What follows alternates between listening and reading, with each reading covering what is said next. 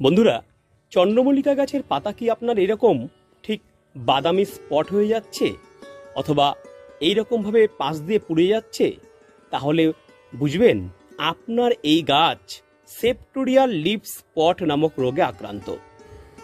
শুধু চন্দ্রমল্লিকা নয়, এই রোগ ধরে ফেলতে পারে আপনার ছাদ বাগানের জবা, গোলাপ সহ নানা ফুলের গাছে, পেয়ারা, লেবু, আম সহ নানা ফলের গাছে।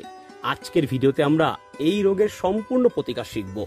দেখুন, ম্যানকোজেব সমৃদ্ধ যে কোনো ফাঙ্গিসাইড 1 গ্রাম এবং কার্বনডাইজিন সমৃদ্ধ যে কোনো ফাঙ্গিসাইড 1 গ্রাম, এই 2 গ্রাম 1 লিটার জলের মধ্যে ভালো করে মিশিয়ে দিয়ে আক্রান্ত গাছে যদি আপনি সপ্তাহে একবার করে স্প্রে করতে পারেন, আপনার ছাদ বাগানের সমস্ত গাছ থেকে এই সেপ্টোরিয়াল লিফ স্পট নামের রোগটা একেবারে সমূলে বিদায় নেবে।